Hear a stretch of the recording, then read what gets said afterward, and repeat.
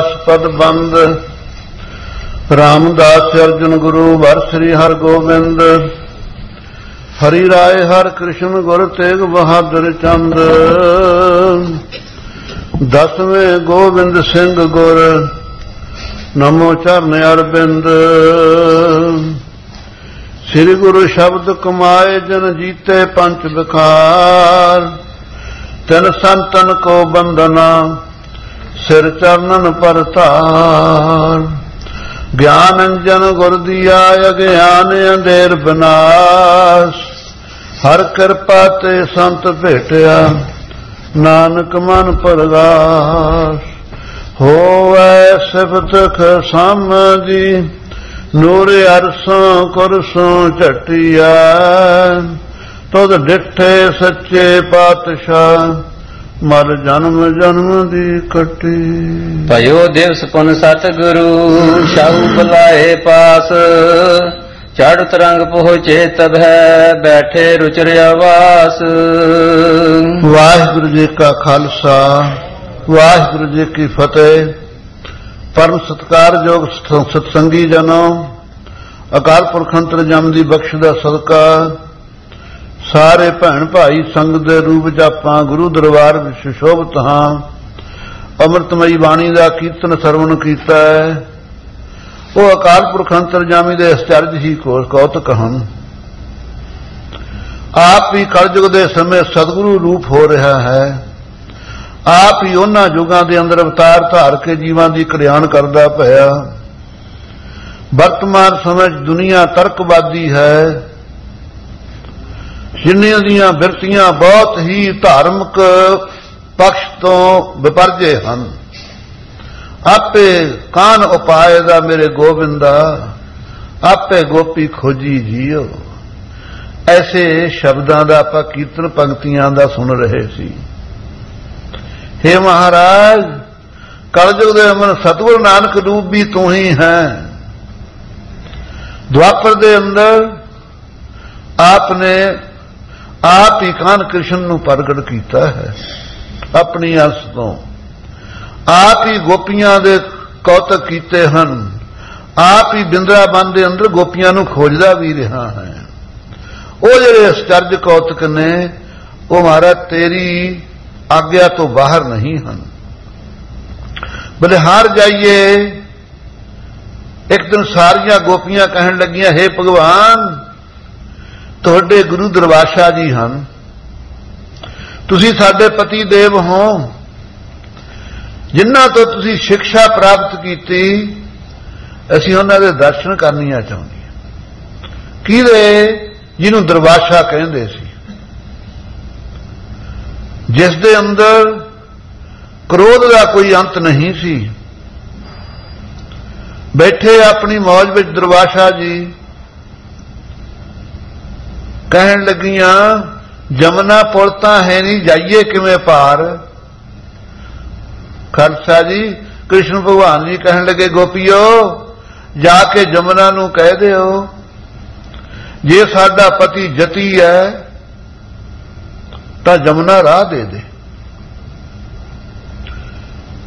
जमुना ने खालसा जी रास्ता कर दे दिता और गिट्टे गिट्टे पानी हो गया। पतली होके चल पई। गईयां खाली हाथ रिक्त पान दरसे नहीं। ये संतन की रीत ये रौ रीति है। खाली हाथ आपां दर्शन करन नहीं आउंदे। क्यों ये रौ रीति मर्यादा गुरु घर दी है।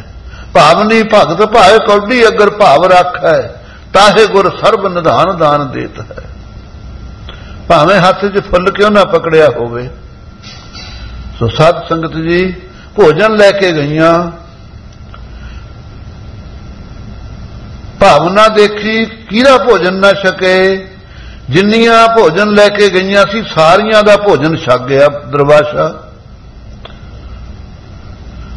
मत्था टेकिया दर्शन कीते परिक्रमा करके दरबाशा दियां कहंदियां जी कृपा करो सानू आग्ञा दिओ असीं जाइए बिंद्रावन।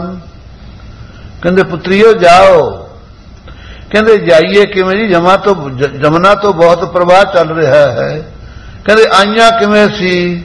कहते भगवान ने कहा सी जेकर मैं जती हाँ तो जमुना तेनू राह दे देवे। उन्हें राह दे दिता।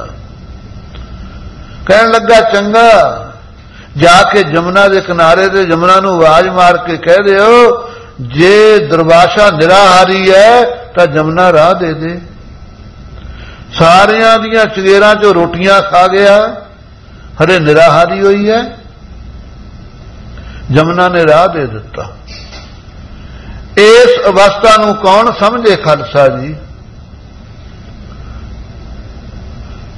हंसा दियां बातां नू बगले नहीं जान सकते, कां बगले नहीं जान सकते, हंसा की उडारी भी वो नहीं ला सकते।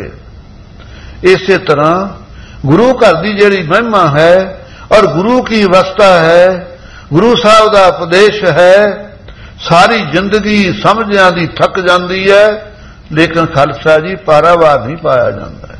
ज्ञान खंड में ज्ञान प्रचंड, तिथे नाद विनोद कोड आनंद। वो जिन्ना गुरमुखा नू खालसा जी अनुभव है, कहो कबीर गूंगे गुड़ खाया, पूछे ते क्या कही है। सथूर वस्तु एक गुड़ है, खा रहा है, क्यों बई किहा जा स्वाद है? कहना मिठा है। किहा जा मिठा? कहना तू खा के देखना। आही जवाब है।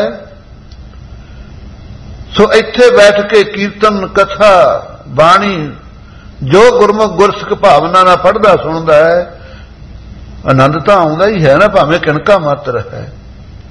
जे घर वाले अपने संबंधी भैन भाई पुछण गुरु घर तेनू किन्ना क आनंद आया, की दस देंगे? नहीं दसिया जा सकता। इस करके गुरसिखो वाहिगुरु दे आश्चर्य ही खेल कौतुक हन।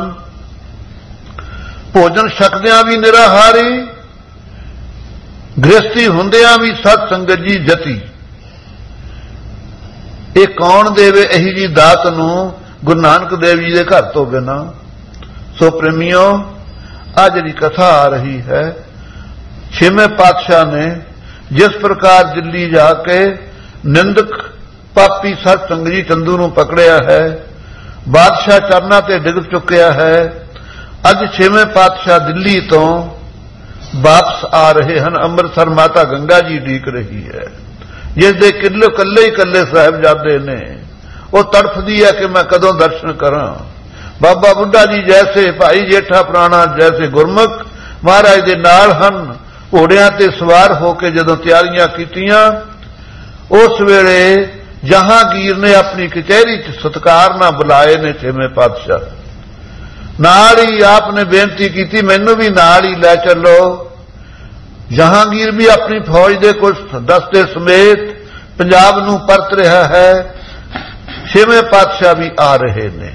जिस प्रकार जमुना के किनारे मजनू टिल्ला पावन स्थान है, उसकी कथा आपने कल सुर सिखा नू सुनाई है कि प्रेम ही सत मुख है।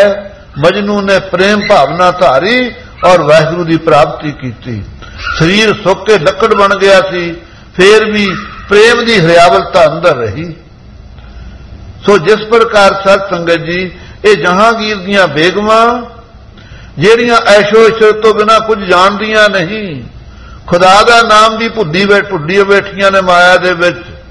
अज जिन्हां नूं सुंदर रूप रंग ही चंगे लगते हैं, वो महाराज दे सत जी दर्शन करन गईयां, नाल ही हैरान होण गईयां कि इन्हां दे नाल कोई पत्नी तां है नहीं, कैसा इन्हां दा स्वरूप सुंदर है।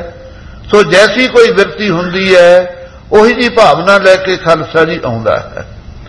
जिस प्रकार आप जी दिल्ली तो चाले पा रहे ने, आपां बिरतियां नूं कागर करिए।